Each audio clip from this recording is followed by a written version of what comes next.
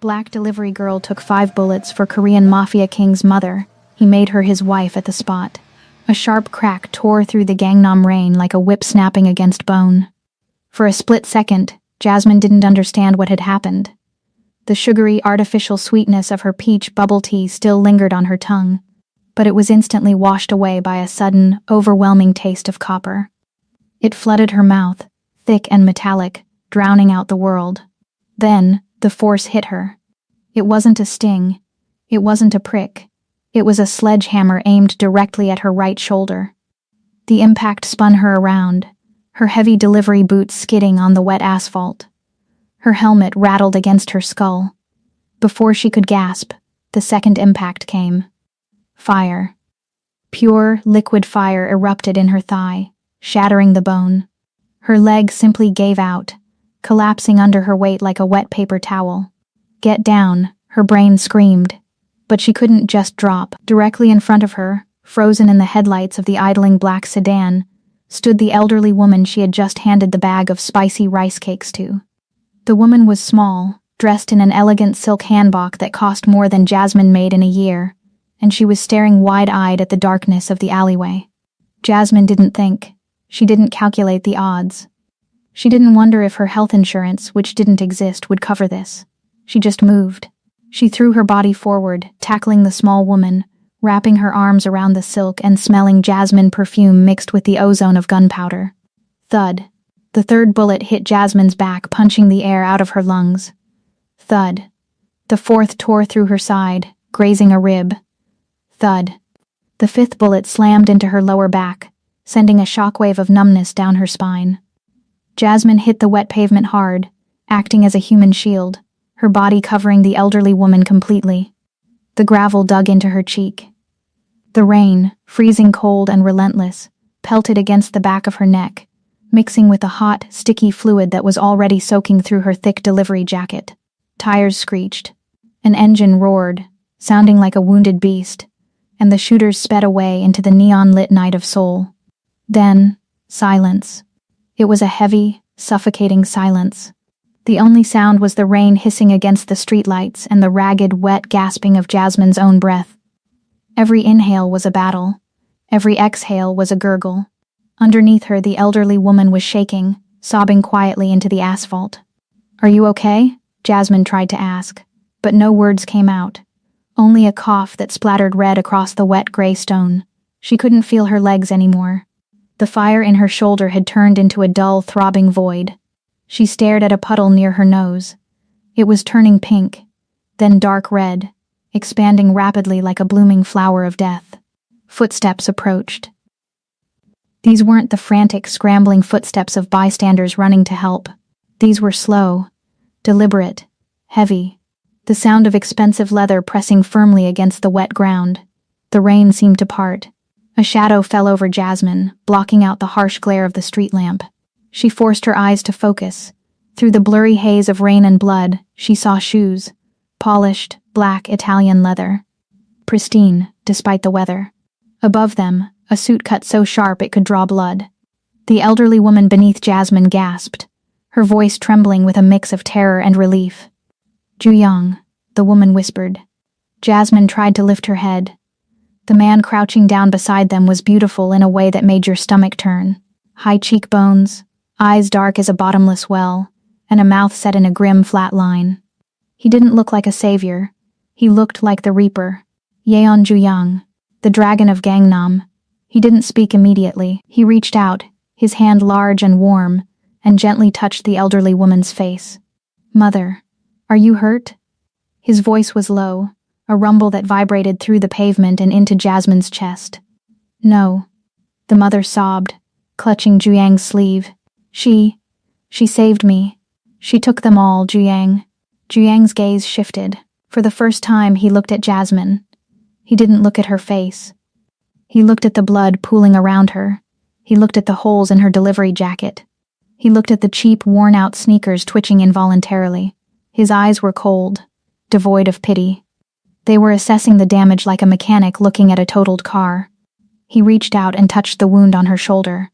Jasmine flinched, a fresh wave of agony tearing a groan from her throat. "Don't touch," she wheezed. Zhu paused. He looked at his fingers, now stained with her crimson blood. He rubbed the blood between his thumb and forefinger, testing its viscosity. "Stay still," he commanded. His tone wasn't comforting. It was an order. Sirens wailed in the distance, growing louder, cutting through the rain. Within seconds, flashing red and blue lights bounced off the wet buildings. An ambulance screeched to a halt at the mouth of the alley. 2 paramedics jumped out, rushing over with a stretcher. The first paramedic, a man with tired eyes and a sneer etched onto his face, saw the scene. He saw the expensive suit. He saw the silk hanbok. And then he saw Jasmine. He saw her dark skin. He saw her scooter helmet lying in the gutter. He saw the delivery logo on her back. "Madam Yun." The paramedic rushed past Jasmine, almost stepping on her hand, to get to the mother. "We need to get you to the VIP suite immediately. Are you injured?" "I am fine." The mother cried, pushing the paramedic's hands away. "Help her. Help the girl." The paramedic glanced down at Jasmine, with a look of utter boredom. He sighed, the sound loud and dismissive. He looked at his partner. "Secure the madam first," the paramedic barked. "We don't have space for the foreign trash in this unit. Call a public transport for her." "Wait," Jasmine tried to say. Her vision was tunneling.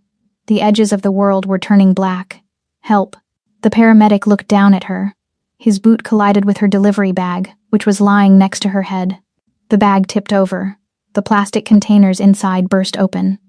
Spicy tteokbokki and fish cakes spilled out into the dirty, blood-filled rainwater. The food she had worked 2 hours to buy, the food she was delivering to pay her rent, was ruined. "Gross," the paramedic muttered.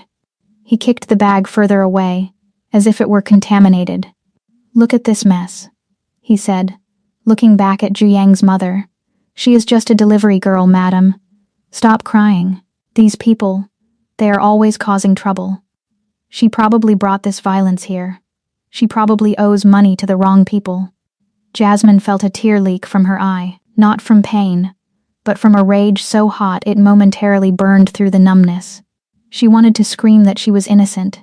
She wanted to scream that she had just taken 5 bullets for a woman she didn't know. But she choked. Blood bubbled up in her throat, gagging her. The paramedic knelt down, but not to help. He grabbed Jasmine's arm roughly, trying to drag her out of the way so he could place the stretcher for the mother. "Move," he spat. Jasmine closed her eyes. This was it. She was going to die here, in the rain, labeled as trash. Crack. The sound was louder than the gunshots. Jasmine's eyes snapped open. The paramedic was on the ground. He was lying 3 feet away, clutching his jaw, blood pouring from his mouth where his teeth used to be. Zhu stood over him. The dragon had moved so fast Jasmine hadn't even seen it. His hand was still raised, the back of his knuckles red. Silence fell over the alley again. Even the rain seemed to hold its breath. Zhu didn't look at the paramedic. He looked at his mother. "Get in the car, mother," Zhu said. His voice was terrifyingly calm. It was the calm before a tsunami. But now. The mother scrambled up, terrified by her son's tone, and rushed toward the black sedan. Zhu turned back to Jasmine. He knelt in the blood and rain. He didn't care about his suit. He didn't care about the mud. He looked at the paramedic, who was whimpering on the ground. "You said she is just a delivery girl?" Zhu asked. The paramedic nodded frantically, spitting out a tooth. "Yes, sir. I was just prioritizing the..." Zhu reached into his breast pocket. He pulled out a small velvet pouch. With a flick of his wrist, he opened it. Inside sat a ring. It wasn't a diamond. It was jade. Ancient, deep green jade, carved with the insignia of a roaring dragon. It was a ring that signified power. It was a ring that signified ownership. Zhu took Jasmine's left hand. His grip was iron. She was too weak to pull away. She watched, her vision swimming, as he slid the heavy jade ring onto her ring finger. It was too big, but the blood made it stick. It looked grotesque. The beautiful green stone against her blood-soaked, trembling hand. Zhu leaned in close. His face was inches from hers. She could smell peppermint and expensive tobacco. "Listen to me closely," he whispered. He turned his head to look at the terrified paramedic. "She is not a delivery girl," Juyang announced. His voice echoed off the wet brick walls. "She is my Yobo." The paramedic froze. His eyes bulged. "Wife?" Juyang turned back to Jasmine. He scooped her up into his arms. The movement sent a jolt of agony through her body so intense she almost blacked out, but he held her tight against his chest. He held her as if she were made of glass. He walked toward the ambulance, stepping over the spilled food. He kicked the back doors open and laid her gently on the stretcher. The paramedic scrambled to his feet, trembling. Sir, I didn't know, I thought." "Phone," Juyang demanded, holding out his hand. The paramedic fumbled for the radio handset and gave it to him. Juyang pressed the button. "Connect me to the director." "Now," a static voice answered. "Yes, sir?" Juyang looked down at Jasmine. Her eyes were rolling back in her head. Her breathing was shallow, a rattling sound that signaled the end was coming. "I am bringing a patient in," Juyang said into the radio. His eyes never left Jasmine's face. "Clear the trauma center. Get the best surgeons, not the ones on duty. Call the heads of the departments. Wake them up." There was a pause on the other end. "Sir, protocol states." Juyang cut him off. His voice dropped an octave, becoming a growl that promised hell on earth. "If she dies, this hospital burns." He threw the radio at the wall, shattering it. "Drive," he roared at the driver. As the ambulance lurched forward, Jasmine felt the cold jade ring pressing against her skin. It felt heavy. It felt like a shackle. She looked up at the man looming over her, the man who had just claimed her as his wife while she bled out on a stretcher. "Who are you?" she whispered, her voice barely a breath. Juyang took a cloth and pressed it firmly against the wound in her neck. "I am your fate," he replied. "Now sleep." Jasmine's eyes fluttered shut. The darkness finally took her. Jasmine thought the bullets were the hard part. She was wrong. The cage was harder. Waking up felt like drowning in milk. Everything was white. Everything was soft. Everything was terrifyingly silent. She gasped, her body jerking upward, but a firm, gentle restraint held her down. Panic flared in her chest, hot and immediate. She wasn't on the wet asphalt anymore. She wasn't smelling gasoline and blood. She smelled lavender and expensive, sterile air. She blinked, her eyes adjusting to the light. This wasn't a hospital room. It was a palace. Floor-to-ceiling windows revealed the sprawling, glittering skyline of Seoul at night. The curtains were velvet. The sheets covering her legs were silk, cooling against her feverish skin. She tried to move her right arm, but it was heavy. A cast. She looked down. Her shoulder was bandaged. Her thigh was wrapped tight. But the pain was distant, muffled by a heavy fog of painkillers. She turned her head. He was there. Hyun Juyang sat in a leather armchair in the corner of the room. He had shed the blood-soaked suit jacket. Now, he wore a crisp white dress shirt, the sleeves rolled up to his elbows, revealing forearms that were corded with muscle and veined like marble. He was peeling an apple. The sound was the only thing in the room. Shik. Shik. Shik. The small paring knife glinted under the recessed lighting. It was razor-sharp. He moved it with the precision of a surgeon, the red skin of the apple curling away in one long, unbroken ribbon. He didn't look at the apple. He looked at her. "You are finally back with us," he said. His voice was low, devoid of the panic she remembered from the alley. It was smooth, dark, and heavy. Jasmine tried to speak. Her throat felt like sandpaper. "Water," she croaked. Juyang didn't get up. He didn't ring a bell. He finished peeling the apple, sliced a piece off, and stabbed it with the tip of the knife. He stood up, towering over the bed, and walked toward her. He held the knife out. The slice of apple hovered inches from her lips. "Eat first," he commanded. "The sugar will help the shock." "I said water," Jasmine whispered, her defiance weak but present. Juyang's eyes narrowed slightly. A flicker of amusement? Or irritation? It was impossible to tell. He lowered the knife, picked up a crystal glass from the bedside table, and held the straw to her lips. "Drink." Slowly. Jasmine drank. The water was cold and clean. She gulped it down until he pulled the glass away. Enough, he said. You will get sick. He sat on the edge of the bed. The mattress dipped under his weight. He was too close. His presence sucked the oxygen out of the room. Where am I? Jasmine asked, pulling the silk sheet up to her chin.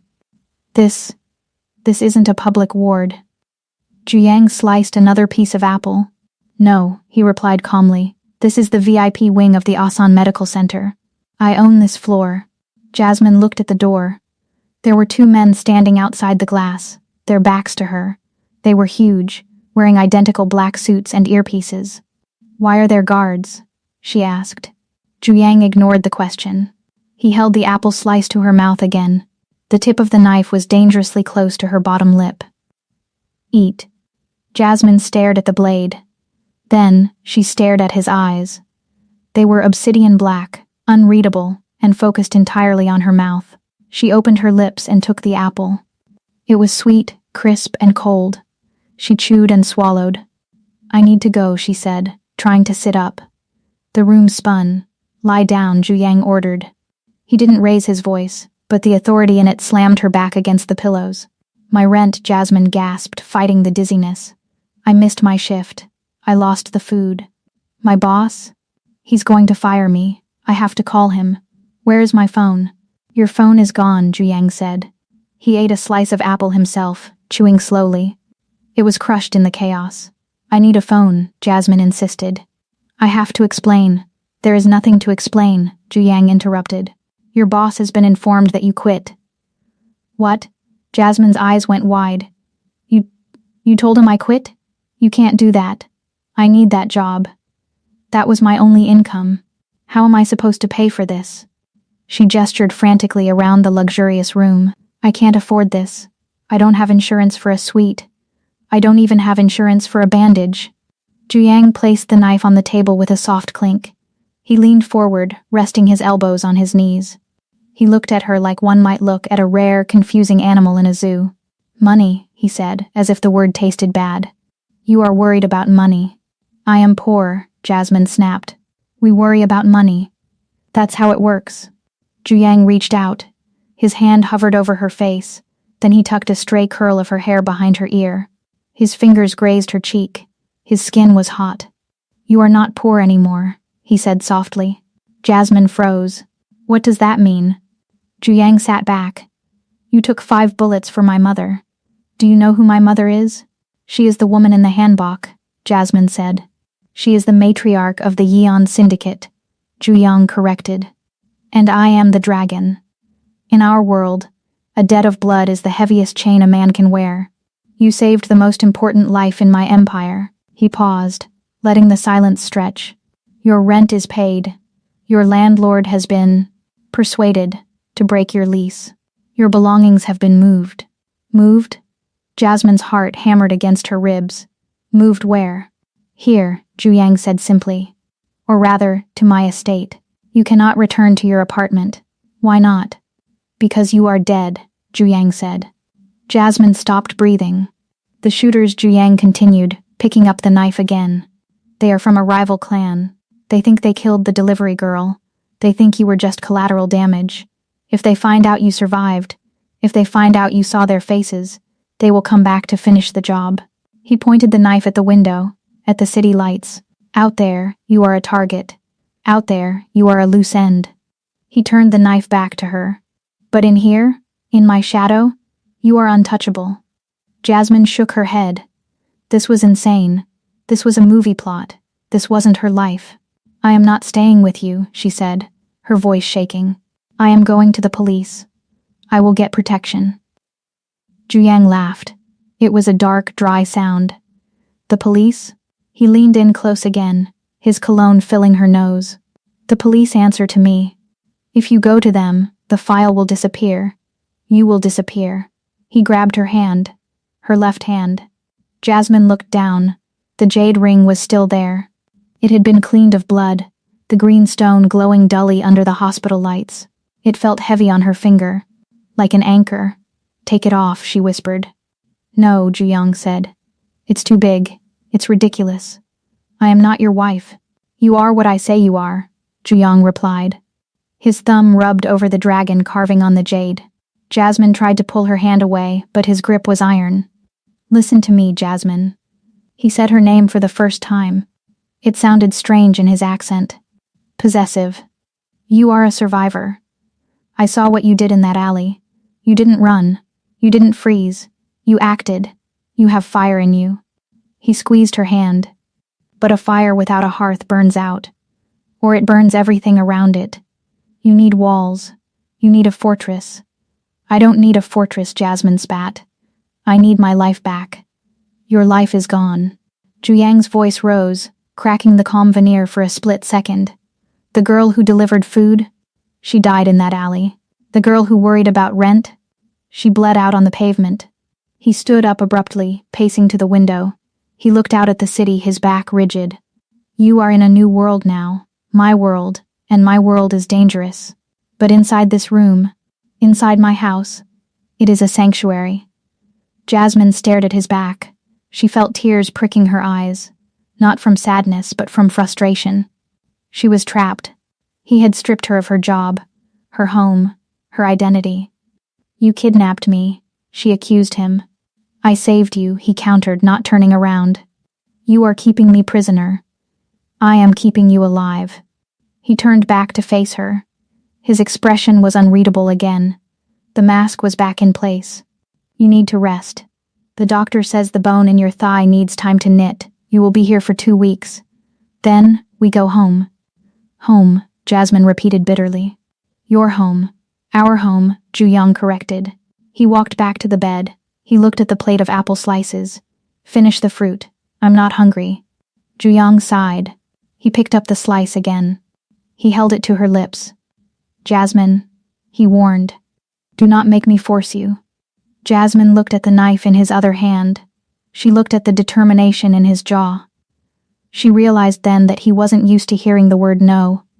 He was a king in his own violent kingdom, and she was just a peasant who had stumbled into the throne room. She opened her mouth. He fed her the apple. His fingers brushed her lips, lingering for a second longer than necessary. The touch sent a shiver down her spine that had nothing to do with the cold. "Good," he murmured. He placed the knife down and checked his gold watch. "I have business to attend to. The men who did this, they need to be taught a lesson." He adjusted his cuffs. "Stay in the bed. Do not try to leave the room. The guards have orders to stop you." He walked to the door. "Zhu?" Jasmine called out. He stopped, his hand on the handle. He looked back over his shoulder. "Why?" she asked. "Why go through all this? You could have just paid for the surgery and sent me away. Why the ring? Why the wife lie? Why bring me into your house?" Zhu looked at her for a long moment. His gaze dropped to the jade ring on her finger, then back up to her eyes.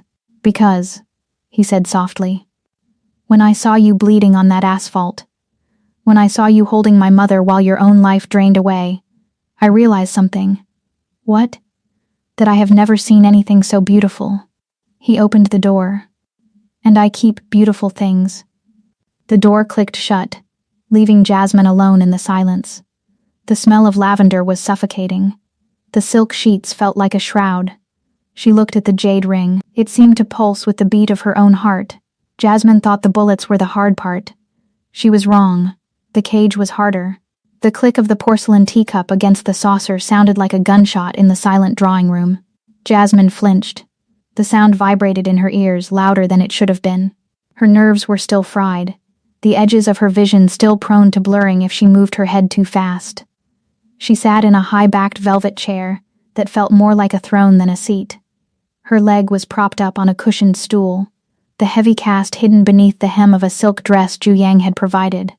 It was emerald green, matching the heavy jade ring that still weighed down her left hand. Across from her, the vultures were waiting. It was supposed to be a quiet tea, a welcome into the fold. But Zhu had business to attend to in his study, leaving Jasmine alone with the women of the inner circle for 10 minutes. 10 minutes was apparently enough time to be dissected. The woman sitting opposite Jasmine was stunning. Park Chae-rin. She had hair like spun ink and skin so pale it looked translucent. She was the daughter of one of Zhu Yang's oldest business partners. She was also, Jasmine had quickly gathered, the woman who thought she would be sitting in Jasmine's chair. Che-Rin didn't hold a teacup. She held a glass of champagne, swirling the bubbles with a bored, predatory expression. "So," Che-Rin said, her voice dripping with faux sweetness. "You delivered noodles?" Jasmine straightened her back. The pain in her ribs flared, a sharp reminder of the bullets, but she ignored it. "I delivered everything," Jasmine corrected.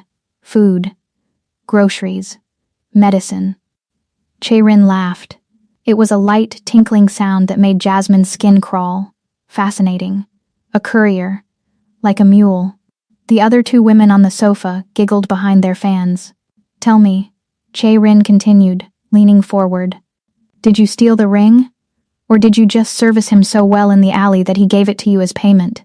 Jasmine's grip tightened on the armrest. Her nails dug into the velvet. "I saved his mother," Jasmine said, her voice steady despite the trembling in her hands. Che-Rin waved her hand dismissively. "Yes, yes. The human shield story. Very heroic. Very desperate. It is amazing what people like you will do to escape the slums. You see a rich man, you see a gun, and you think, this is my lottery ticket." "I didn't think anything," Jasmine snapped. "I just moved." Che-Rin took a sip of champagne. Her eyes raked over Jasmine's face, analyzing her features with open disgust. "You don't belong here," Che-Rin said. Her tone dropped the sweetness. It became cold, hard. "Look at you. You are dark. You are loud. You take up too much space. You ruin the aesthetic of this house." Jasmine felt the heat rising in her cheeks. It wasn't shame. It was fury. "Juyang brought me here," Jasmine said.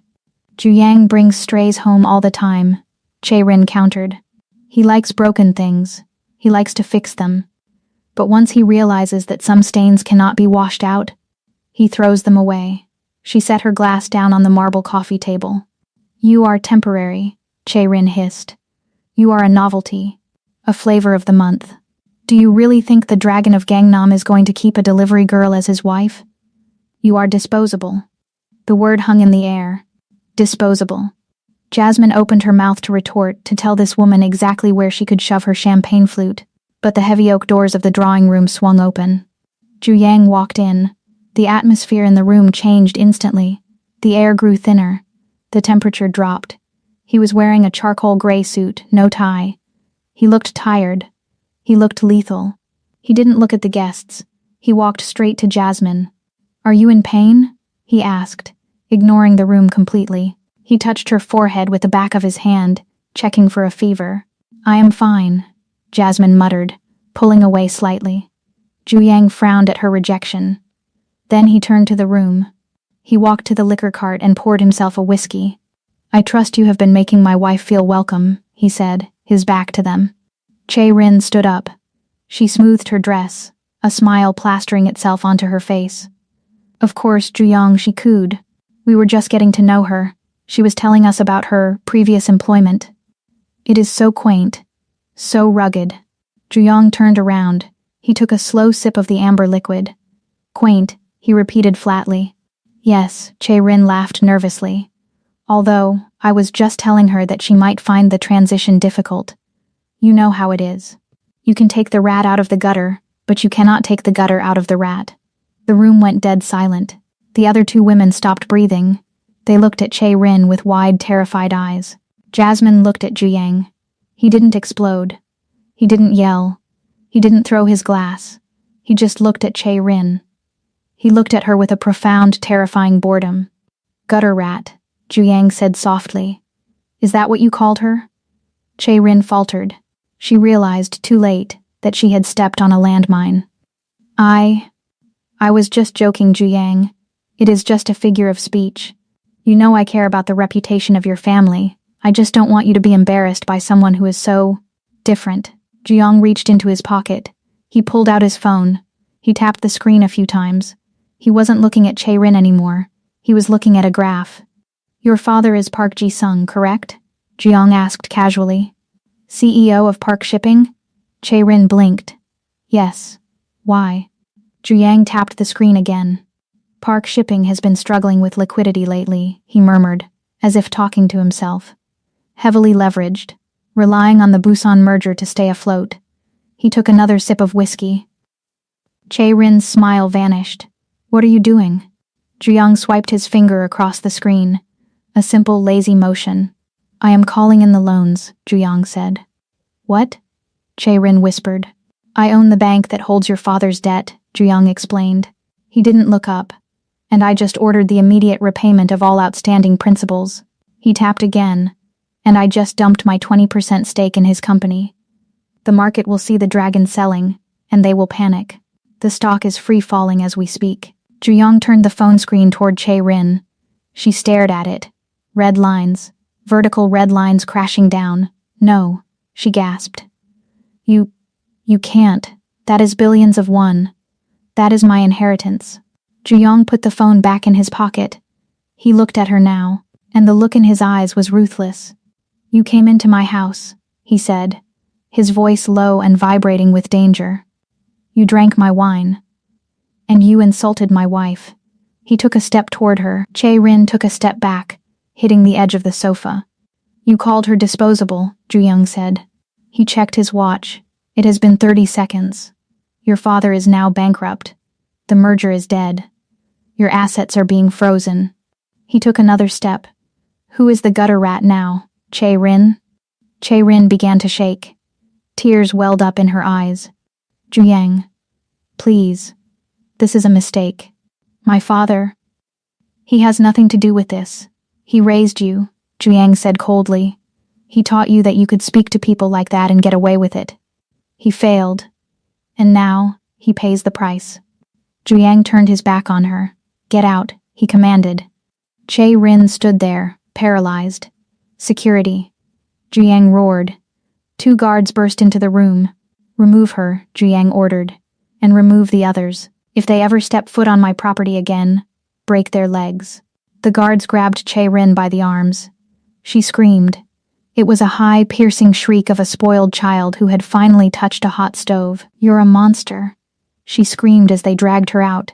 "You're crazy. She's just a nobody." Juyong ignored the screaming. He waited until the doors slammed shut. Silence returned to the room. But it was a different silence. It was heavy with the scent of ozone and destruction. Juyong walked over to Jasmine. He set his whiskey glass down. He knelt beside her chair. He took her hand, the one with the jade ring. Jasmine stared at him. She was terrified. She had just watched him destroy a dynasty in less than a minute, without raising his pulse. "You ruined her," Jasmine whispered. Juyang looked up at her. His eyes were soft again. "Only for her. She insulted you," he said simply. She was just words." Jasmine stammered. "Sticks and stones, Juyang. You didn't have to destroy her life." Juyang shook his head. "You do not understand, Jasmine." He kissed her knuckles. He kissed the jade ring. "In this world, respect is not given. It is taken. If I let her speak to you like that, tomorrow there will be 10 more like her. They will think you are weak. They will think I am weak." He stood up, towering over her, casting a long shadow. "I am not a hero, Jasmine. I never told you I was. I am a villain. And villains protect what is theirs with fire." He gently touched the bandage on her shoulder. "You took bullets for my blood. I spilled ink for your honor. It is a fair trade." Jasmine looked at the phone in his pocket. The weapon of mass destruction. "You are dangerous," she said. Juyang smiled. It was a small, dark smile. "I am the consequence," he replied. He offered her his hand. "Come, dinner is served. And I promise, the conversation will be much better." Jasmine hesitated. She looked at his hand. It was the hand of a killer. The hand of a tyrant. But it was also the only hand that had reached for her when she was bleeding in the rain. She took it. He pulled her up, supporting her weight, and led her out of the room, leaving the empty champagne glass and the shattered life of Park Chae-rin behind them. But peace in the dragon's house is always short-lived. 2 days later, Jasmine made the mistake of stepping outside the gates. The kidnappers made one mistake. They thought Juyang was a businessman. They forgot he was the dragon. The smell of the warehouse was the first thing to break Jasmine's spirit. It smelled of rotting fish, diesel fuel, and old stagnant seawater. She was zip-tied to a rusted metal chair in the center of a damp concrete floor. Her cheek throbbed where the man in the leather jacket had backhanded her an hour ago. Her lip was split. The copper taste was back, familiar and sickening. There were 6 of them. Men with shaved heads and tattoos that looked like prison scratches compared to the art on Zhu skin. They were laughing, smoking cheap cigarettes, confident in their leverage. The leader, a man with a jagged scar running through his eyebrow, paced in front of her. He held her phone, the new one Zhu had bought her, in his hand. "He is not coming," the leader sneered. He blew smoke into Jasmine's face. "Do you really think the king of Gangnam cares about a broken toy? We sent the ransom demand an hour ago. No reply. Nothing." Jasmine stared at him, her eyes burning. "He will come," she whispered, not because she believed in fairy tales, but because she had seen the look in Zhu eyes when he destroyed Che Rin. He didn't like people touching his things. The leader laughed. He leaned in close, grabbing her chin with rough, greasy fingers. "If he doesn't pay in 10 minutes, we start cutting. A finger for every million he owes us. Maybe we start with the ears. Make you match your background." He released her with a shove. Suddenly, the heavy steel door at the far end of the warehouse rattled. It wasn't a knock. It was a vibration that shook the dust from the rafters. The men stopped laughing. They drew their weapons, pipes, knives, and 2 pistols. "Go check it," the leader barked at the youngest thug. The young man walked to the door. He peered through the peephole. He froze. "What is it?" the leader yelled. The young man turned around, his face drained of color. He opened his mouth to speak, but no sound came out. Then the door exploded. It didn't just open. It was kicked off its hinges with a force that defied physics. The heavy steel slab flew inward, crushing the young man beneath it with a wet, sickening crunch. Dust billowed into the room. Silence fell. A thick, heavy silence that felt like a hand around the throat. From the swirling dust, a figure emerged. It wasn't the polished CEO in the Italian suit. The man who walked into the warehouse was a nightmare. Zhu had discarded his jacket. His white dress shirt was unbuttoned halfway, soaked in rain and splattered with fresh blood that wasn't his. His sleeves were rolled up, revealing the ink that marked him as royalty in the underworld. Dragons. Black serpentine dragons coiled around his forearms, their scales detailed enough to look real. They twisted up his neck, their jaws open at his throat. He held a knife in his right hand. It wasn't a small paring knife this time. It was a jagged, curved combat blade that caught the dim overhead light. Jasmine breathed. He didn't look at her. His eyes were pitched black. There were no whites visible. His pupils had swallowed everything. He was in a trance state, a state of pure, unadulterated violence. "Kill him." The leader screamed, pointing his gun. The man closest to Jiang lunged with a pipe. Jiang didn't dodge. He flowed. He stepped inside the swing, his movement fluid like water. He drove the knife into the man's bicep, twisted, and ripped it out. The man screamed, dropping the pipe. Jiang grabbed the man's hair, slammed his face into his own knee, and threw the limp body aside like a sack of garbage. 2 more men charged. Jiang spun. The blade became a blur. A slash to a tendon, a stab to a kidney. He moved with a terrifying economy of motion. Every strike was lethal. Every step was calculated. He was hunting. He severed the hand of the man holding the second gun. The pistol clattered to the floor, followed by the severed hand. The man stared at his stump in shock, screaming. Jiang silenced him with a backhand that sounded like a gunshot. The man crumpled. The leader, the man with the scar, was now the only one left standing. He was trembling. He backed away, stumbling over his fallen comrades. He grabbed Jasmine, hauling her chair upright, and pressed the barrel of his gun against her temple. "Stop," the leader shrieked. His voice cracked. "Stop or I blow her brains out."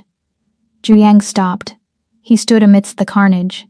4 men lay groaning or silent around him. The floor was slick with red. Zhu chest heaved. He slowly wiped the blood from his blade onto his trousers. He looked at the leader. Then, his gaze shifted to Jasmine. He saw the split lip. He saw the red mark on her cheek where she had been struck. The temperature in the room seemed to drop 10 degrees. Zhu tilted his head to the side. The muscles in his neck jumped. The dragon tattoo on his neck seemed to writhe with the movement.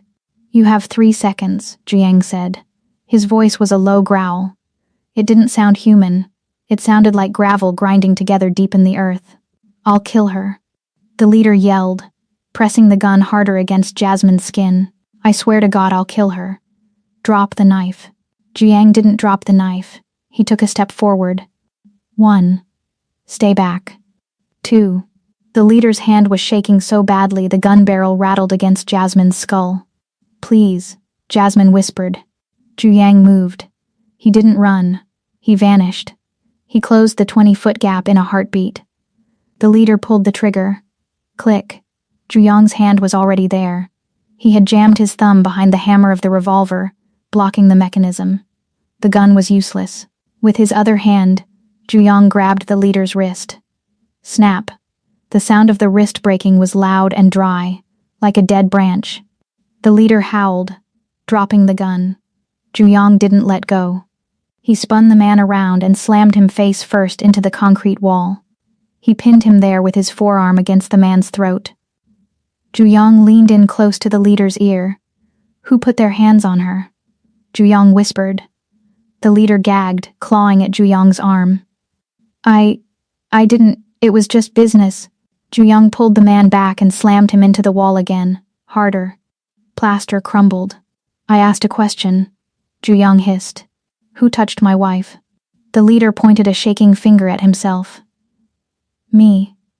It was me. I'm sorry. I didn't know." Jiang stared at him. His face was devoid of mercy. It was the face of a god looking at an insect. "You touched what is mine," Jiang said. He raised the knife. Jasmine looked away. She squeezed her eyes shut. She heard a wet thud. Then a scream that was cut short. Then a heavy slump of a body hitting the floor. Silence returned to the warehouse. Jasmine kept her eyes closed. She was shaking uncontrollably. The adrenaline was fading, replaced by cold terror. She wasn't scared of the kidnappers anymore. She was scared of the man breathing heavily 5 feet away from her. Footsteps approached. Wet footsteps. Something cold touched her cheek. Jasmine flinched violently. "Open your eyes," Jiang commanded. His voice was still rough, still holding the edge of the monster. Jasmine opened them. Jiang was kneeling in front of her. His shirt was ruined. His face was splattered with red speckles. But his eyes, the pitch black was receding. The pupils were shrinking. He was coming back. He held the knife in one hand, but he was using his other hand to gently touch her bruise. "Did they break anything?" he asked. Jasmine shook her head. "No, just bruises." Jiang nodded. He moved behind her. "Don't move," he said. She felt the cold steel of the knife against her wrists. One quick slice, and the zip ties fell away. Jasmine rubbed her wrists. She looked at the bodies scattered around the room. It was a slaughterhouse. "You killed them," she whispered. "All of them." Jiang stood up. He wiped the knife one last time and sheathed it at his belt. "They were weeds," he said. "I pulled them out." He reached down and pulled Jasmine to her feet. Her legs were wobbly. She stumbled into him. He caught her. His arms went around her, pulling her flush against his hard blood-stained chest. He didn't care about the mess. He buried his face in her neck, inhaling deeply. He was shaking too, she realized. The dragon was trembling. "I told you," he murmured against her skin. His breath was hot. "I told you that you are in my territory now." He pulled back to look at her face. He gripped her chin, forcing her to look at him. His eyes were intense, burning with a terrifying possessiveness. "You are not allowed to leave my sight again. Ever. Do you understand?" Jasmine looked at the destruction he had caused. She looked at the blood on his hands, hands that had peeled an apple for her, hands that had destroyed a fortune for her, hands that had just butchered 6 men for her. He wasn't sane. He wasn't safe. But he was here. "I understand," she whispered. Jiang ran his thumb over her bottom lip, wiping away a smear of dried blood. "Good." He scooped her up into his arms, bridal style. "Let's go home," Jiang said. "I need to wash this filth off. And then I need to wash you." He stepped over the leader's body without looking down. As he carried her out into the cool night air, Jasmine rested her head against his shoulder. She saw the tattoo on his neck, the dragon's head. Its eyes seemed to be watching her. She was safe from the world. But she was in the grip of the monster. Zhu tightened his hold on her. "Mine," he growled into the darkness. And for the first time, Jasmine didn't fight it. Steam curled around the black marble tiles like a living thing, thick and suffocating. The bathroom was larger than Jasmine's entire apartment had been. It was a cavern of dark stone and gold fixtures, dimly lit by hidden recessed lights that cast long shadows against the walls. The air was heavy with humidity and the metallic tang of dried blood. Jasmine sat on the edge of the massive bathtub. She was shivering, though the room was warm. Her ruined clothes lay in a heap on the floor, the blood-stained dress, the torn stockings. Zhu stood before her. He was naked from the waist up. His chest was a tapestry of violence. Scars crossed his skin like white lightning bolts, interrupting the intricate ink of the dragons and snakes that claimed his flesh. He was covered in blood, hers, the kidnappers, the old woman's. It was a second skin of red. He reached out and turned the brass handle. The shower head hissed. Water, hot and steaming, began to rain down into the open stall. "Come," Zhu said. His voice was no longer the gravelly growl of the warehouse. It was low, quiet, barely audible over the rush of the water. Jasmine didn't move. She couldn't. Her limbs felt like lead. The adrenaline crash had left her hollowed out.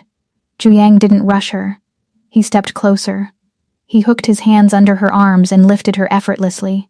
He didn't carry her like a prize this time. He carried her like a child. He stepped into the spray. The water hit them instantly. It was hot. Shockingly hot. Jasmine gasped as it soaked her hair, plastering it to her skull. Zhu stood still, letting the water run over his broad shoulders. He pulled Jasmine against him, shielding her from the direct force of the spray with his own body. "Watch," he whispered against her wet temple. Jasmine looked down. The water pooling at their feet was turning color. It wasn't clear. It was pink. Bright, swirling pink that darkened to red as the dried blood on Zhu skin and Jasmine's injuries began to dissolve. "It looks like paint," Jasmine murmured, her teeth chattering. "It is the past," Zhu corrected, washing away.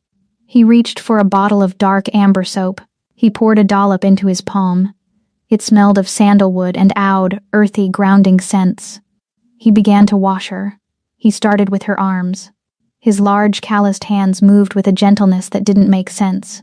These were the same hands that had snapped a man's wrist like a twig less than an hour ago. These were the hands that had held a knife to a throat. Now, they were soft, reverent. He lathered the soap over her bruised wrists. He traced the purple marks left by the zip ties. "Does it hurt?" he asked, his eyes focused on the bruise. "No," Jasmine lied. "It burns." Zhu paused. He brought her wrist to his lips and kissed the bruise. The water cascaded over his head, dripping from his nose and chin, but he didn't blink. "I will find the manufacturer of those ties," he muttered against her skin, "and I will burn their factory down." Jasmine let out a breathy, hysterical laugh. "You can't burn down a factory because of plastic ties, Zhu. "I can burn down the world if it hurts you," he replied. He wasn't joking. He moved to her neck.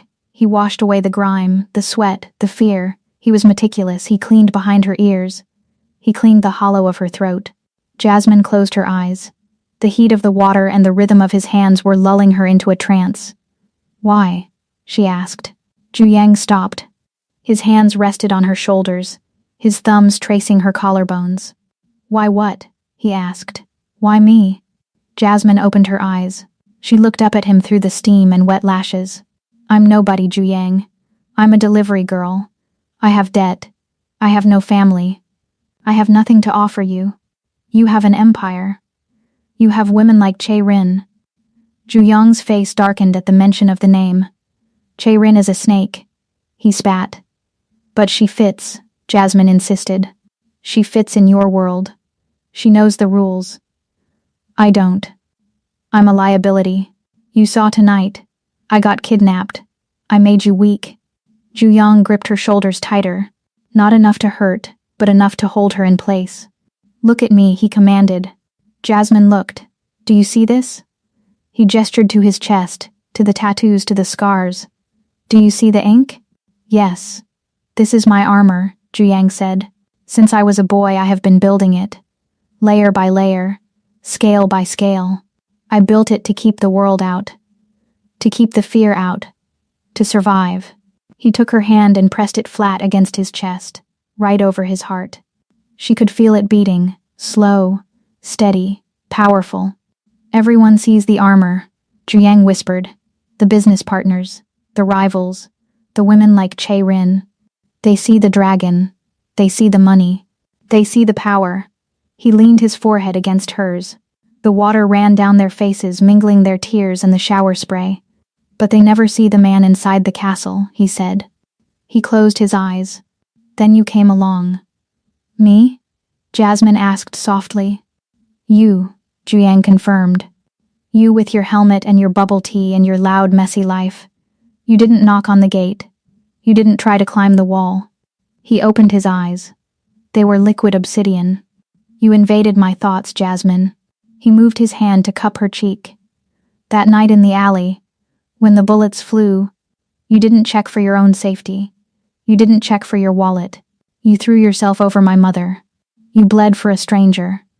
His thumb stroked her cheekbone. I have never seen anything so pure, he said. In a world of wolves, you were the only thing that was real. Jasmine felt a lump form in her throat. I just reacted, she whispered. Exactly, Zhu said. Your instinct was to protect. My instinct has always been to destroy. He turned her around gently, so her back was to him. He poured more soap and began to wash her back, avoiding the healing bullet wounds with surgical precision. I didn't marry you for honor, Zhu said, his voice directly in her ear now. I didn't give you the ring because of a debt. That was a lie I told the world. That was a lie I told myself. Then why? Jasmine asked, leaning back against his chest.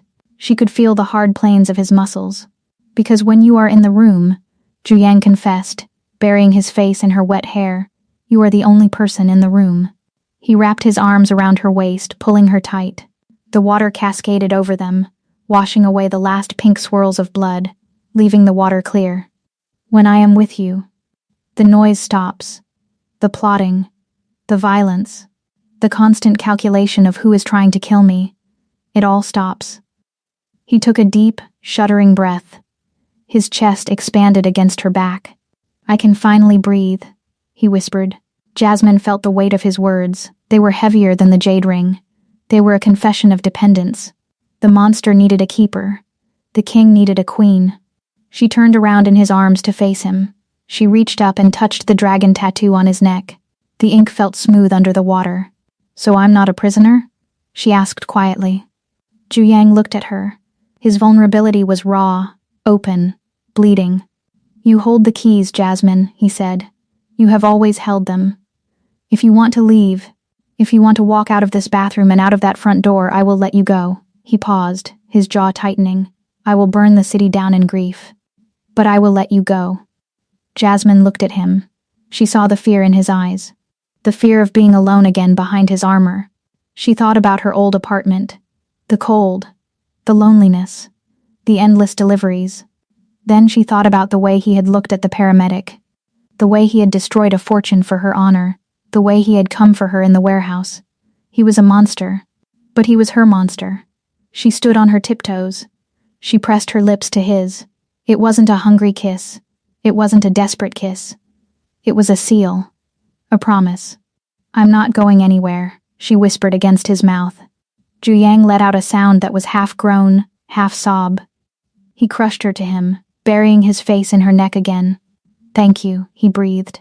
He held her there under the water for a long time, just rocking her, as the steam turned the world white and the water ran clear and clean around their feet. Zhu, Jasmine said after a while, her voice muffled against his shoulder. Yes, my love? The water is getting cold. Zhu laughed. It was a genuine rusty sound. He reached out and turned the handle. Then let's get you to bed, he said. He picked her up again. But this time, as he carried her out of the bathroom, he didn't look like a man at war. He looked like a man who had finally come home. 1,000 camera shutters clicked at once, sounding like a swarm of mechanical locusts descending on the grand ballroom of the Seoul Dynasty Hotel. Jasmine didn't blink. She didn't flinch. 6 months ago, a loud noise would have sent her diving for cover, her heart hammering a frantic rhythm of trauma. But tonight, the noise was just applause. She stepped out of the limousine, the cool autumn air biting at her exposed skin. Juyang was already there. He stood on the red carpet, waiting. He wore a tuxedo that was blacker than the void, tailored to perfection, the silk lapels catching the frenetic light of the paparazzi. He extended his hand. "Ready?" he asked, his voice a low rumble that cut through the chaos. Jasmine took his hand. Her grip was firm. Her palm was dry. "Always," she replied. She stepped onto the carpet, and the world seemed to inhale sharply. The dress Juyang had commissioned for her was not designed to hide. It was designed to declare war. It was a floor-length gown of liquid gold silk that clung to every curve, shimmering like molten metal with every step.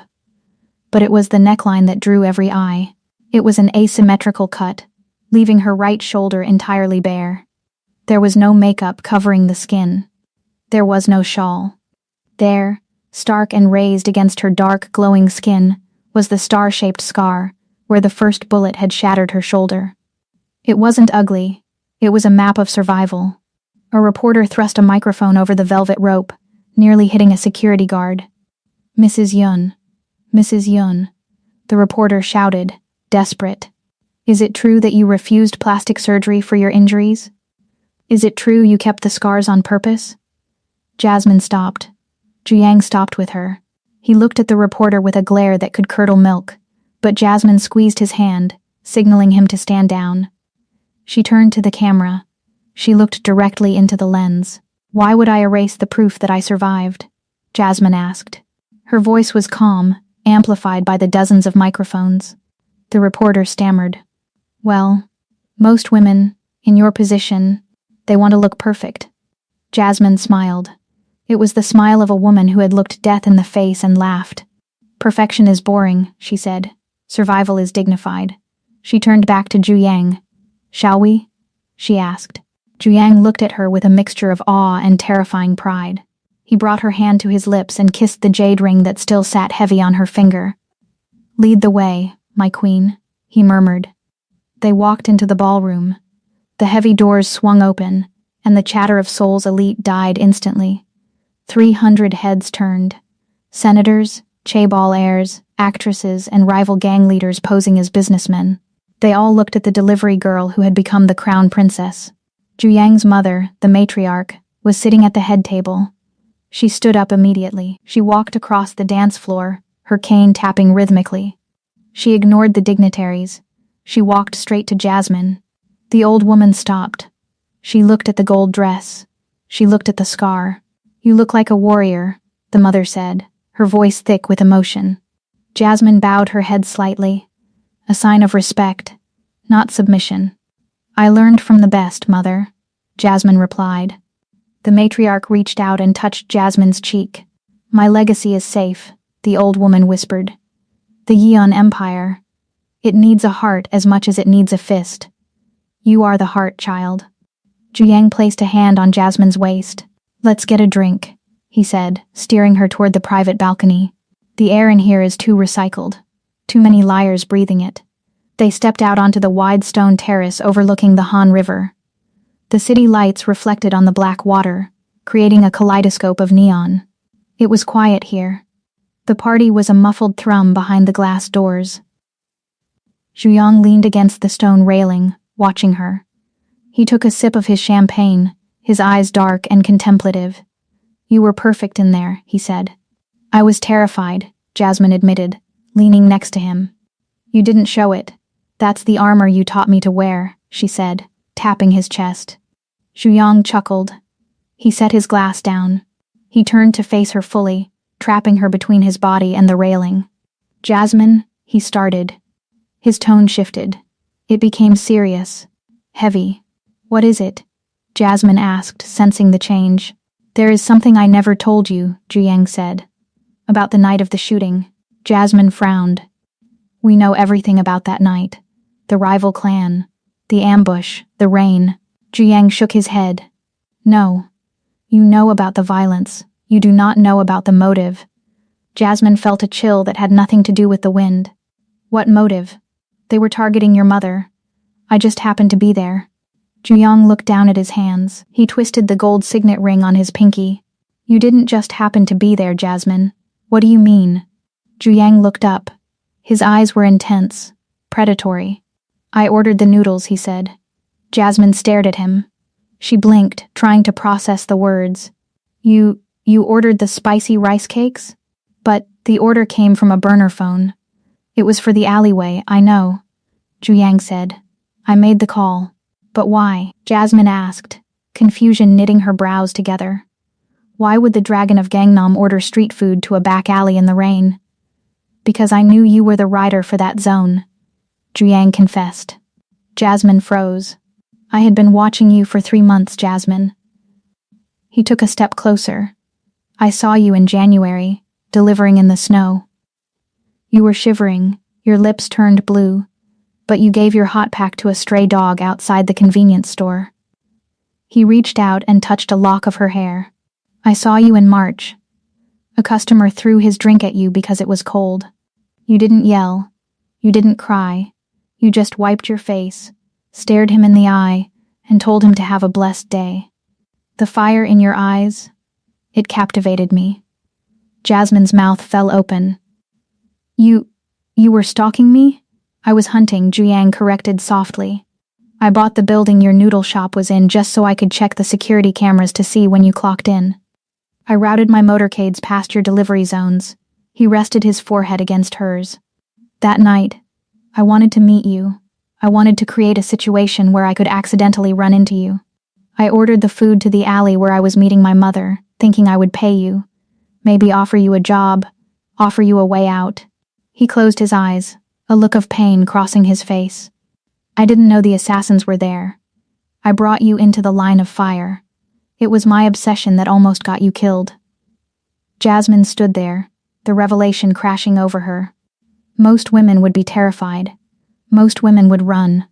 But Jasmine wasn't most women. She was a woman who had married the dragon. She looked at him. She saw the guilt eating him alive. She saw the twisted, dark way he loved. He hadn't just stumbled upon her. He had chosen her. Long before the blood. Long before the jade. You knew? She whispered. You knew who I was? I knew everything, Jiang said. I knew your shoe size. I knew your favorite bubble tea flavor. I knew you were the only thing in this city that wasn't gray. Jasmine looked at the scar on her shoulder. So, she said slowly, you owe me even more than I thought. Jiang opened his eyes. He looked surprised. He had expected anger. He had expected fear. I owe you my life, he said. I owe you my soul. Jasmine reached up and grabbed the lapels of his tuxedo. She pulled him down to her level. Good, she whispered fiercely. Because I plan to collect. She kissed him. It was a kiss of acceptance. A kiss that said, I see your darkness, and I am not afraid of the dark. Jiang groaned, wrapping his arms around her, lifting her slightly off the ground. I love you, he growled against her mouth. I am obsessed with you. I know. Jasmine smiled against his lips. Now take me home, I'm tired of wearing this dress. It was 1 year later. The office was quiet, save for the scratching of a fountain pen on heavy paper. Jasmine sat behind the massive mahogany desk that had once belonged to Jiang's father. She wore a white silk suit, sharp and tailored. Her hair was pulled back in a severe, elegant bun. She wasn't delivering noodles anymore. She signed the final page of the document and closed the folder. It is done? A voice asked from the shadows of the room. Jasmine looked up. Jiang was sitting on the leather sofa reading a report. A small, sleeping bundle lay on his chest. Their daughter, Hana. It is done, Jasmine confirmed. She stood up and walked around the desk. The Hope Foundation is officially the owner of the orphanage, she said. And the factories that were using child labor in Incheon? They are ours now. And the previous owners? Jiang asked, not looking up from his daughter's sleeping face. Jasmine stopped at the window. She looked out at the city she now helped rule. They have been retired, Jasmine said coolly. They signed the transfer deeds. They realized that fighting the Yeon Syndicate was bad for their health. Juyong smiled. It was a proud smile. Real justice, he mused. You have a knack for it, Yobo. Jasmine walked over to him. She ran a hand over the baby's soft black hair. I learned that power without purpose is just bullying, Jasmine said. We have the power. We might as well clean up the gutter I came from. Juyang looked up at her. You don't come from the gutter, he said fiercely. You come from the stars. Jasmine laughed softly. You are getting soft, dragon. Only for you, he promised. Only for you and Hana. He reached out and took her hand. The jade ring clicked against his wedding band. She owns the empire, Juyang said, looking at the baby. But you own the emperor. Jasmine sat down next to him. She leaned her head on his shoulder, watching the rise and fall of her daughter's breath. She thought about the rain. She thought about the bullets. She thought about the cage that had turned into a throne. She had lost her old life. She had lost her anonymity. But she had gained a kingdom. She looked at the camera, breaking the fourth wall for just a second, her eyes gleaming with the secret of a woman who had tamed a monster. She smiled. What would you ask for if you saved a king?